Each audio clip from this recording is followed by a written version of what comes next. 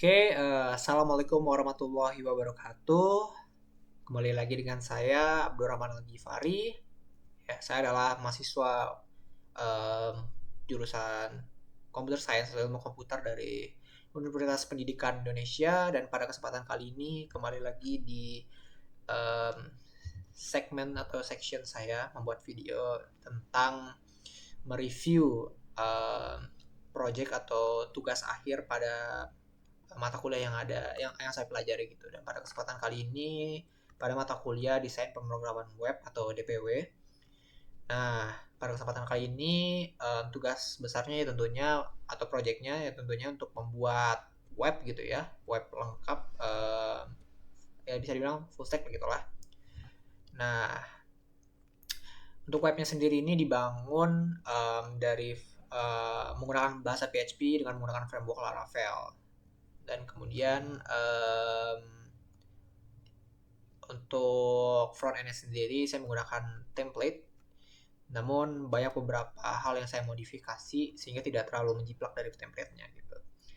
Mungkin seperti itu saja interview di awalnya gitu. Bukan interview ya, overview di awalnya gitu ya untuk tugas besar kali ini. Dan seperti biasa alurnya, pertama kita review kode terlebih dahulu, kemudian ya apa saja yang saya kembangkan di kodenya gitu ya dari framework, siapa saja yang saya kembangkan.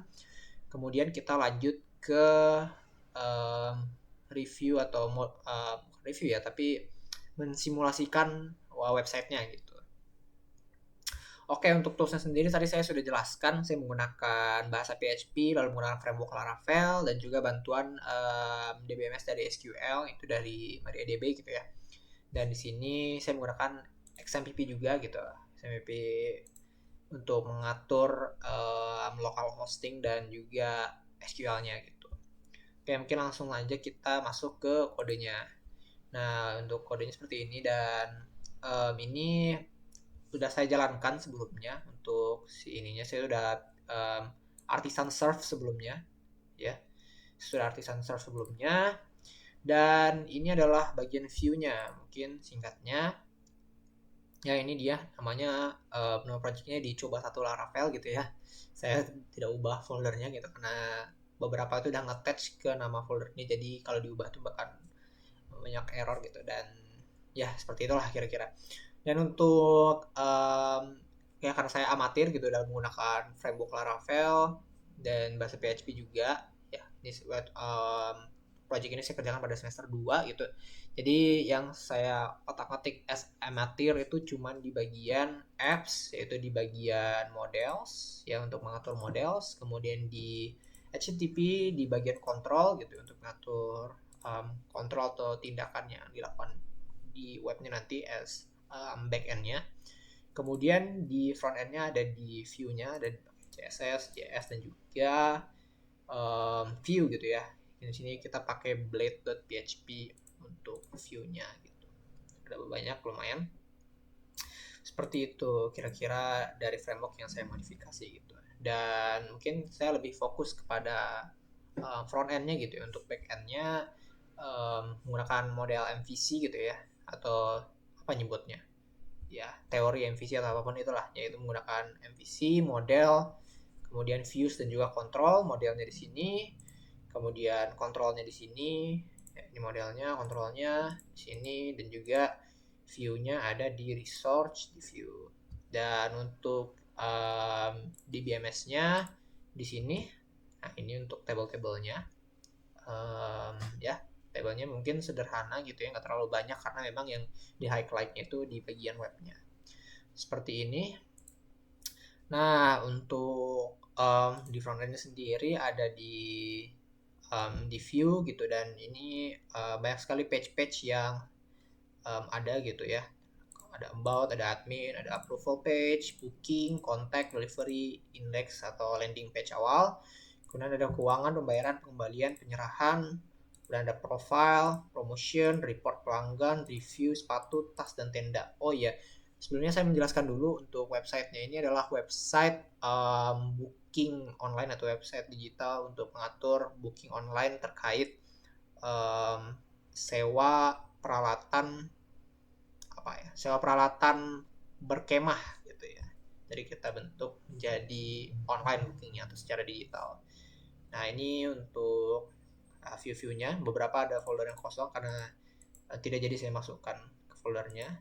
Dan ini untuk login, ada login dan register ya, seperti ini ya. Kemudian ini untuk read dari setiap masing-masing komponen, ada sepatu, tas, dan juga tenda. Seperti itu. Mungkin kita langsung cekidot aja, nama berlama-lama, kita langsung cekidot aja ke websitenya. Nah, ini untuk websitenya. Nah ini seperti yang saya bilang, untuk tampilan itu saya menggunakan front end itu template gitu, tapi beberapa hal itu saya ubah, mulai dari font, warna, dan gambar tentunya ya, dan beberapa simbol itu saya ubah. Tapi untuk pembangunan websitenya overall itu menggunakan template seperti ini untuk plan awalnya. Kemudian ke bawah di sini ada, oh ya ini untuk view gitulah ya, ya keren-kerenan gitu, dia bisa moving sendiri, roll moving sendiri. Nah ini namanya adalah Pinusku ya, Camp Store ya, untuk tempat sewa beli alat perkemahan, your trustworthy camping equipment. Nah kemudian di sini ya beberapa bagian yang nge-provide users untuk mau jual beli atau mau ya berangganan lah di website kita gitu. Nah kemudian di bawah itu ada categories of the month, yaitu produk yang menjadi kategori gitu, yaitu produk sepatu, tas, dan juga tenda. Dan kebetulan produknya cuma 3 gitu yang saya tampilkan di sini. Kemudian ada featured product, di mana di sini produk yang menjadi unggulan gitu ya dari tiap masing-masing kategorinya. Dan di bawah ini ada seperti ini. Kemudian untuk reviewnya sendiri ini masih statis, tapi untuk melihat review kita harus perlu login terlebih dahulu seperti itu ya, sama ya, jadi ada pembatasnya gitu ya, harus diminta login terlebih dahulu. Udah ada authentication-nya, tapi kecuali kalau misalkan mau jalan-jalan di about, di shop, nah itu masih bisa tanpa login. Tapi kalau sudah masuk ke pembagian shop single gitu ya, atau laman khusus untuk satu barang, itu harus login seperti itu. Dan ini ya ada about gitu ya, about itu about us gitu, tentang company-nya atau company profile, sekilas profile dari company-nya gitu ya, seperti ini. Dan setiap ini tuh bisa diklik dan menampilkan, tapi intinya sama aja, tapi teksnya yang berbeda. Nah seperti ini gitu. Oke. Nah kemudian di sini ada shop ya. Shop di sini untuk menampilkan barang-barang yang dijual. Kemudian di sini ada kontak. Nah kontak ini dia isinya kita bisa memasukkan apa ya, sebuah pesan gitulah. Namun bagian kontak ini belum saya atur gitu ya, sehingga masih front end kosong aja tanpa bisa diolah ke database. Nah ini saya cantumkan untuk maps juga yang mengarah kepada UPI Bandung gitu ya. Nah kemudian kita lanjut aja langsung ke bagian menu login. Nah di sini ada menu login. Kalau belum ada akun, kita bisa register di sini.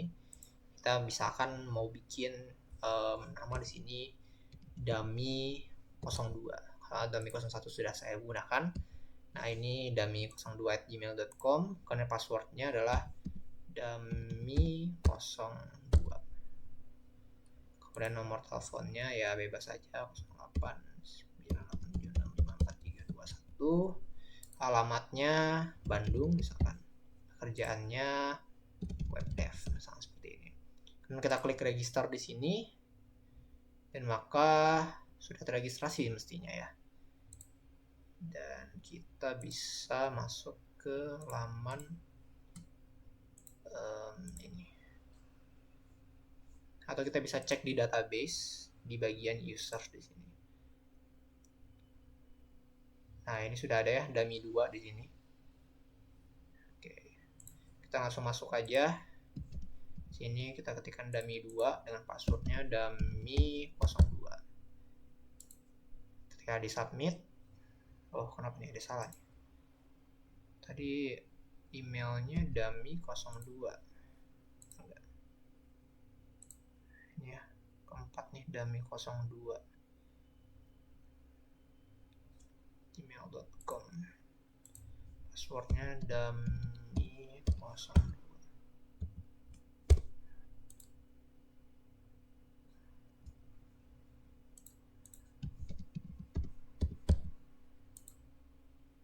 Oke, sepertinya ada kesalahan dalam membuat password, tapi intinya seperti itulah. Namun kita di sini menggunakan akun sebelumnya saja, itu ada dummy01. Nah, kalau dummy01 ini mestinya bisa ya.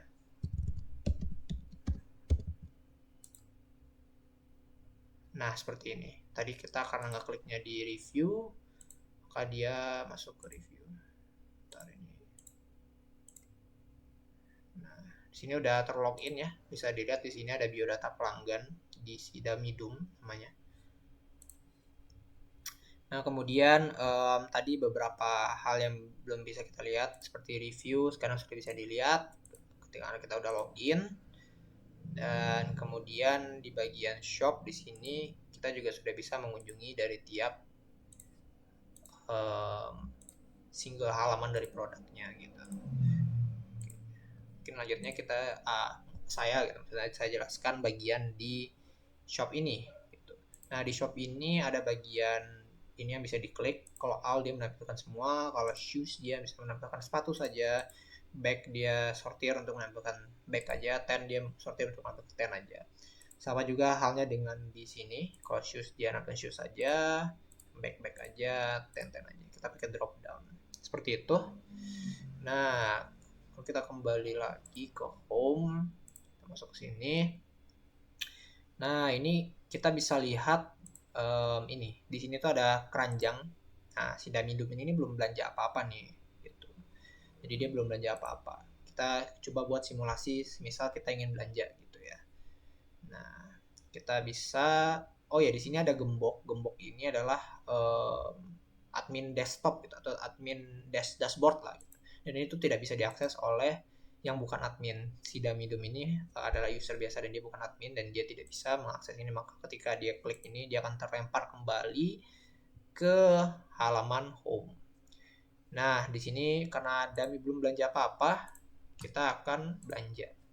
Kita akan beli satu tas, satu tenda. Oke.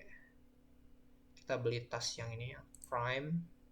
Di sini kita kuantitinya satu aja, kita rent, dan di sini kita akan langsung diarahkan ke booking list. Nah, di sini sudah ada gitu ya, customer name-nya, booking date-nya, kemudian apa item yang di book, kemudian kuantitasnya berapa, durasinya, karena dia bentuknya itu sistemnya itu booking atau sewa, kemudian price-nya berapa, dan statusnya apa.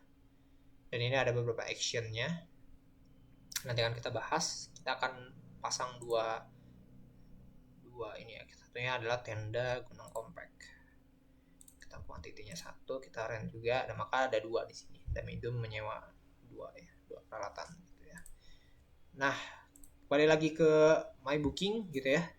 Di sini tuh ada status gitu ya. Nah, di sini ada bukti penyerahan.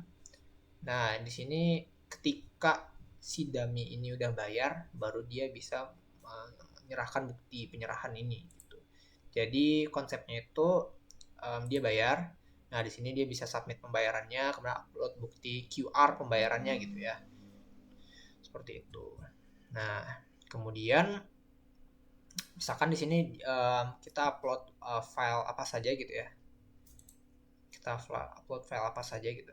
Picture, upload file ini. Nah, kita submit. Maka dia already paid statusnya. Ketika dia sudah already paid, maka selanjutnya adalah menunggu approval dari admin. Ketika sudah di approval, barulah nanti dari pihak adminnya akan membuat appointment gitu ya. Kemudian diserahkan bukti penyerahannya dan setelah selesai baru diberikan bukti pengembalian barangnya. Gitu. Semua basisnya foto, kita upload foto. Nah, karena tadi butuh approval dari admin, kita beralih ke halaman admin. Kita akan keluar dari Damidum ini, akun Damidum ini. Kemudian kita akan masuk ke admin yang ini admin 123, passwordnya admin 123. Oke, kita sudah masuk ke laman admin. Bisa dilihat admin ganteng gitu ya. Nah, kemudian ya tadi seperti tadi gitu ya. Admin juga sama, dia punya bisa lihat-lihat ini. Tapi yang membedakan adalah admin bisa klik ini. Dan ini adalah admin menu. Di dalamnya ada report keuangan, total uang yang diperoleh dari seluruh pembelanjaan users. Kemudian ada report top transaksi, barang apa saja yang menjadi top transaction dari user-user ini gitu. Jadi ada analisisnya juga. Kemudian ada report pelanggan, di mana daftar pelanggan yang mendaftarkan dirinya atau meregisterkan dirinya di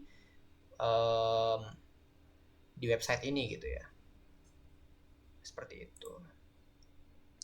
Dan di sini ada admin approval. Kalau ini back to home, kalau misalkan di bawah ini ada admin approval, di mana admin approval ini seperti bentuknya seperti booking list tadi, tapi dia melakukan approve terhadap barang-barang yang dibeli. Nah, di sini ada statusnya juga. Ketika dia sudah di-approve, dia akan confirm. Ketika sudah dibalikan, dia akan return. Ya, sudah di-upload bukti pengembalian, dia akan statusnya akan return. Kalau misalnya sudah dibayar, dia already paid. Dan kalau belum dibayar, seperti Dami yang belum membayar tenda gunung compact, dia akan pending. Nah, di sini ada Dami sudah membayar di tas gunung, dia already paid, dan kita klik approve saja nih. Ketika kita klik approve, berarti dia berubah statusnya menjadi confirm atau sudah terkonfirmasi oleh admin. Kita back to home, kita log out dari admin, kita masuk lagi ke Dami 01. Oke, kita di sini masih sama ya. Nah, kita bisa langsung masuk aja ke my booking list, dan di sini dilihat statusnya sudah berubah menjadi confirm gitu. Si pesanan si Dami ini gitu. Nah, ketika ini sudah confirm, artinya bisa dimulai proses transaksi penyerahannya gitu. Ketika sudah diserahkan, maka dari user perlu mengupload bukti penyerahannya gitu. Mungkin bisa berfoto dengan barangnya atau berfoto dengan orang yang menyerahkannya gitu. Kemudian di sini kita bisa upload foto ini. Kita upload foto, dan di sini statusnya akan berubah menjadi sukses, yang dimana artinya transaksinya itu berhasil gitu, karena sudah sampai gitu barangnya itu ke usernya ini gitu. Dan kemudian ketika setelah 30 hari durasi, ya untuk durasinya semuanya itu 1 bulan 30 hari, dan saya tidak mengatur untuk bagian durasinya, kita sama ratakan. Dan di sini misalkan kita akan mengupload bukti pengembalian, karena setelah 30 hari dipakai harus dikembalikan gitu ya. Nah, di sini kita upload bukti pembaliannya, yang nantinya tentunya akan dikonfirm juga oleh admin gitu ya. Nah, di sini statusnya sudah return gitu, sudah dikembalikan gitu. Dan kita juga bisa menghapus gitu ya beberapa hal yang kita gagalkan gitu ya. Kalau misalkan kita delete di sini, ya, dia akan hilang. Ya, dan apakah ini akan mengefek kepada admin? Tentunya ya, karena pastinya kalau misalkan di admin di user dihapus, mestinya di admin juga terhapus. Kita ke sini, kita ke admin approval, dan kita bisa lihat bahwa di sini tadi statusnya sudah return, dan satu lagi pesan dendam hidup itu sudah terhapus. Seperti itu teman-teman. Mungkin ya seperti inilah pemaparan website saya dengan beberapa fitur ya, yaitu ada fitur login, kemudian ada fitur analisisnya seperti report keuangan, report transaksi dengan query-query sederhana gitu ya, dan memanfaatkan juga beberapa fitur dari website yang dibangun dengan template dan beberapa tambahan bootstrap. Seperti itu teman-teman. Mungkin kurang lebihnya mohon maaf, dan sekian. Terima kasih telah menyaksikan. Assalamualaikum warahmatullahi wabarakatuh.